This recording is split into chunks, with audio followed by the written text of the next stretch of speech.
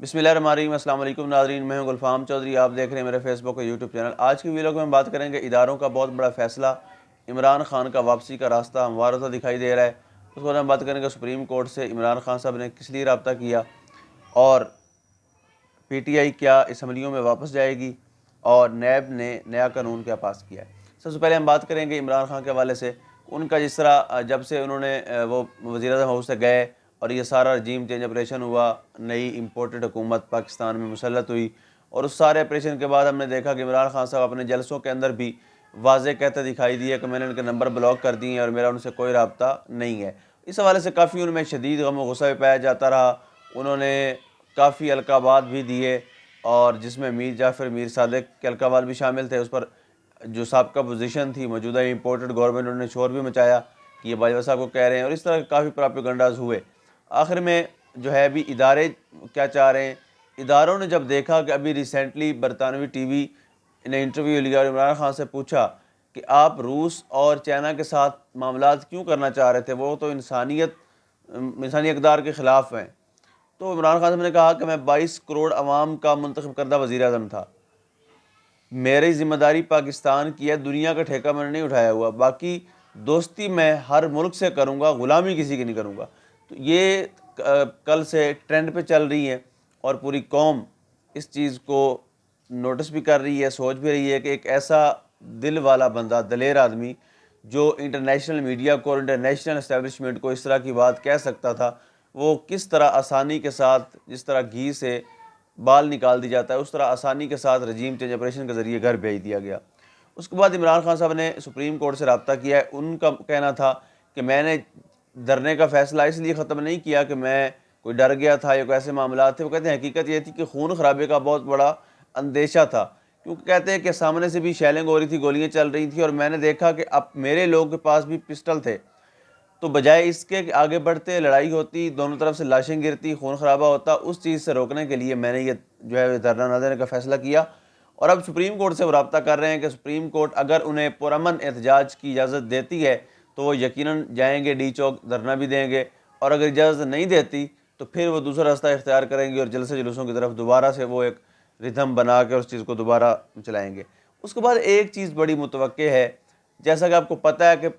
اس وقت national assembly کے اندر opposition نہ ہونے کے برابر ہے، ایک نیا لوٹا جو ہے وہ وہاں پر اپوزیشن لیڈر کا کردار ادا کر رہا ہے، اور وہ جو فیصلہ شہباز شریف نے کرنا ہوتا ہے وہ اس کو لکھ کے دیا جاتا ہے اور وہ کھڑے ہو کر اسمبلی میں سنا دیتا ہے۔ تو ایسا نالائق آدمی جو ابھی تک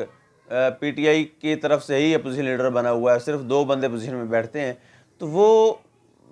اگر کوئی بھی بل پاس کرنا چاہتے ہیں تو ان کے لیے کوئی مشکل نہیں ہوگی۔ اب پی ٹی آئی والوں کے لیے یہ امتحان ہے کہ وہ اسمبلی میں واپس جاتے ہیں، اس چیز پہ الیکشن ڈیٹ ڈسکس کرنے کے لیے اگر جاتے ہیں پھر تو کوئی مسئلہ نہیں ہے، لیکن اگر وہ دوبارہ اسمبلی کو جوائن کرتے ہیں تو یہ تھوک کر چاٹنے کے برابر ہوگا،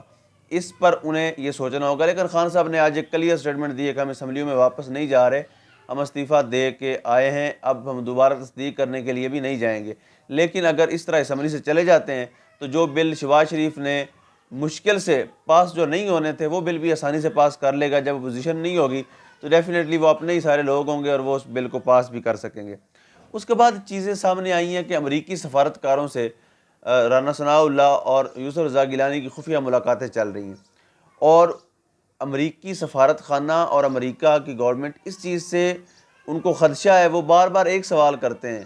جب بھی ملاقات کرتے ہیں ایک سوال کرتے ہیں کہ اگلے 5 سال کون آ رہا ہے، یعنی انہیں خوف ہے کہ عمران خان دوبارہ کہیں اقتدار میں تو نہیں آ رہا، اگر دوبارہ آ رہا ہے تو ان کی جتنی بھی یہ انویسٹمنٹ تھی، جتنی بھی انہوں نے ایک ایفرٹ کی، جتنا بھی انہوں نے یہ کوشش کی، رجیم چینج آپریشن کیا، ادارے خریدے، ضمیر خریدے، وہ سارا آپریشن ان کو ناکام ہوتا نظر آ رہا ہے۔ وہ اس لیے، اور خفیہ ملاقاتیں آف دا ریکارڈ بھی ہو رہی ہیں، آن دا ریکارڈ بھی ہو رہی ہیں، لیکن کوئی بھی اب نہیں پوچھ رہا، کوئی بھی ادارہ جو مستند ذمہ دار ادارہ ہے وہ نہیں پوچھ رہا کہ یہ ملاقاتیں کس بنیاد پر ہو رہی ہیں۔ ریاست کے اہم ذمہ داران جو کہ ایک چیئرمین سینٹ کا امیدوار ہے اور دوسرے وزیر داخلہ ہیں، یعنی وہ ملاقاتیں کر رہے ہیں سفارتکار سے، اور کوئی پوچھنے والا نہیں ہے۔ تو اس کا مطلب یہ ہے کہ ادارے بھی ڈیفینیٹلی ملوث ہیں۔ نیب کا جو قانون پہلے تھا کہ جو بے نامی جائیدادیں ہوں گی وہ ضبط کر لی جائیں گی اور وہ کرپشن میں شمار ہوں گی، اب جو انہوں نے قانون پاس کروایا ہے کہ نیب بے نامی جائیداد کا نہیں پوچھ سکتا، جو جس کے نام پہ ہوگی اس کا حساب وہ مانگ سکے گا، لیکن اگر وہ بے نامی ہوگی، کسی کے نام پر نہیں ہوگی، تو نیب اس کا حساب نہیں لے سکے گا، جو ڈیفینیٹلی NRO2 ہے اور شہباز شریف خاندان کے لیے دوبارہ راستہ ہموار کر دیا گیا ہے۔ اب دیکھنا ہوگا کہ عمران خان صاحب دوبارہ اپوزیشن میں جا کر اس حکومت کو ٹف ٹائم دیتے ہیں یا ان کو ایسے ہی آزاد چھوڑ دیتے ہیں اور یہ منمانیاں کرتے جاتے ہیں۔ اب تک کے لیے اتنا ہی، اپنا خیال رکھیے گا، اللہ نگہبان۔